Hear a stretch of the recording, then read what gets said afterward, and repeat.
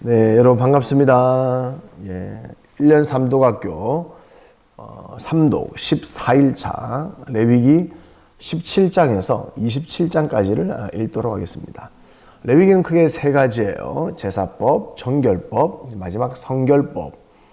성결법도 있고 뒤에 이제 세부적인 내용들도 포함됩니다. 뭐 절기라든지 또 성물에 관한 얘기도 있는데 17장은 피와 기름을 먹지 말라. 그 이유는 이제 어제 설명을 했습니다. 피는 생명이기 때문에 먹어서도 안 되고, 또 피나 시체나 이런 것을 이렇게 먹거나 만지고 접촉하는 것이 부정하다. 그런 동물은 부정한 동물이 되고, 또 그렇게 시체에 손을 대었을 때에도 부정해진다. 이런 것들을 우리가 살펴보았습니다. 그럼 18장은 이제 성도덕이고, 19장은 사회법이고, 뭐 20장은 사형법에 대한 이런 내용들인데, 이게 뭐냐? 이게 십계명과 전혀 이제 동떨어진 게 아니라 저는 이렇게 출애굽기와 레위기를 이렇게 같이 좀 봐야 된다고 봐요. 출애굽기 20장에서 언약 맺고 십계명을 받지 않습니까? 그러면 우리가 엊그제도 제사법을 받기 이전이지만 이제 노아나 아브라함이나 뭐 아벨이나 다 제사를 드렸지 않습니까? 그와 같이 십계명이 있기 전에도 가인이 살인죄를 저질렀죠. 그러니까 6계명이 이렇게 공식적으로 없었다 할지라도 그것은 당연히 양심의 법과 도덕법으로서 그때도 이제 적용이 되는 것이죠. 그럼 이렇게 카운트를 해보면 600개 이상의 율법이 성경 안에 있는데 그것이 어떻게 다 우리가 정리하냐? 그러니까 10계명을 가지고 정리를 하는 거예요. 613개의 율법이 이제 축약을 하면 10계명이고 10계명을 확대 해석을 하면 율법이 나오는 것입니다.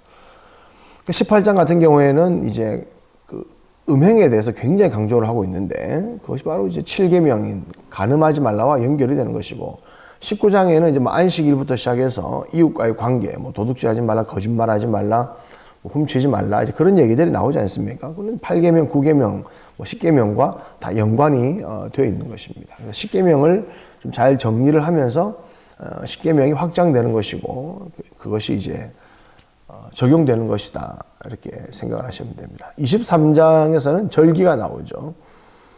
절기라는 것은 이제 기억하는 것이죠. 하나님이 우리에게 베풀어 주신 은혜들을 이제 기억하고 기념하는 그런 의미로 우리에게 주어진 것입니다. 그리고 이제 26장으로 가면 이제 복과 저주에 대한 얘기가 나오는데 하나님께서는 시내산에서 이제 십계명 주시고 성막 주시고 율법을 다 주시고 그것을 기록하게 하시고 마지막에 복과 저주를 선포하시는 것이죠. 복을 받고 저주를 받고. 역시 여러분 이 복과 저주에서도 이제 한번 보십시오. 처음에 노아 홍수나 또 소돔과 고모라나 출애굽은 하나님 백성과 하나님 백성 아닌 자를 구원과 심판으로 구분 지으셨죠. 그래서 번성이라는 것이 많아지는 게 아니라 이제 계속 이러한 필터링을 통해서 거룩한 백성이 되기를 원하시는 것이죠. 그런데 출애굽 이후에 이제 광야와 또 이제 앞으로 가나안 땅에 들어가서 우리가 읽어보겠지만 어떤 차이점이 있습니까? 이방인은 약간 제쳐놓은 것처럼 보입니다. 제껴놓은 것처럼. 물론 이방인도 분명히 심판하시지만 이 성경의 포커스 자체가 이스라엘과 이제 훗날에 남과 북으로 나누어졌을 때 북이스라엘과 남유다의 그 죄에 대해서 굉장히 이렇게 포커스를 맞춰지면서 하나님 백성 안에서도 이제 참된 믿음의 사람과 또 그렇지 못한 사람을 나누는 모습을 볼 수 있습니다. 그러니까 레위기 26장은 하나님을 전혀 모르는 이방인들에 대한 것이라기보다는 이제 율법을 받고 언약을 맺은 이 백성들이 하나님의 말씀대로 순종했을 때 누리는 복과 그렇지 못했을 때에 받는 징계를 이렇게 보여줄 수 있습니다. 그러니까 저주라고 해서 완전 지옥 보낸다 이런 개념보다는 이제 일종의 징계 차원이죠. 사랑하는 자를 징계하시지 않습니까? 그럼 이 저주와 징계의 목적 자체도 무엇입니까? 거룩하게 되기를 원하시는 것이죠. 그것을 선포하시고 거룩함으로 말미암아 하나님과 모세나 아브라함처럼 하나님과 친구가 하나님의 벗이 되어서 거룩함을 이어가는 것이죠. 여러분 잘 한번 생각해 보십시오. 스트레칭을 한번 해보십시오. 엊그제도 얘기했나요? 이스라엘이 왜 1000년의 그 이스라엘 역사 속에서 왜 그렇게 암울했던가? 제사 문제입니다. 결국 말라기도 제사 문제고 안식일 문제입니다. 기본적인 계속 성경이 물고 늘어지는 정해진 장소, 정해진 시간, 정해진 방법. 여기에 대해서 순종하지 못하니까 암울한 역사가 이제 이어지는 것이고, 하나님과 제사를 통해서 좋아진 그 관계를 이제 성전 밖에서, 세 속에서 우리가 정결함이죠. 그게 이제 성결법과 연결되지 않습니까? 우리 일상 속에서 십계명을 잘 지킴으로 하나님과의 관계를 유지시키고 발전시켜야 되는데, 잘 한번 들여다보십시오. 1계명 우상 숭배하죠. 그럼 바로 7계명으로 갑니다. 삶이 문란해집니다.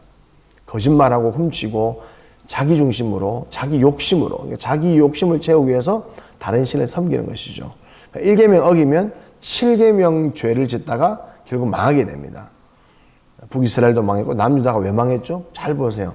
예배 문제, 우상 숭배 문제, 전부 음란하고 문란하고 자기 욕망이고 쾌락을 추구하다가 망하게 되었습니다.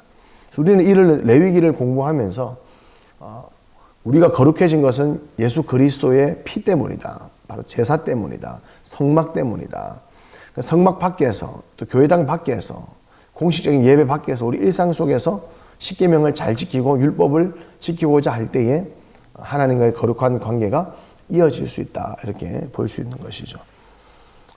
한번 창세기 출애굽기를 더듬어 보십시오. 과연 이 십계명을 어떻게 어겼고 또 어떻게 지켰고 이런 것들이 이제 보이게 될 것입니다. 자, 이제 내일부터는 민수기를 통해서 이제 이 레위기를 가지고 하나님 백성들이 어떻게 훈련을 받고 또 어떻게 거룩해지는지를 한번 살펴보도록 하겠습니다. 여러분 오늘도 수고하시고요. 내일 또 찾아뵙겠습니다.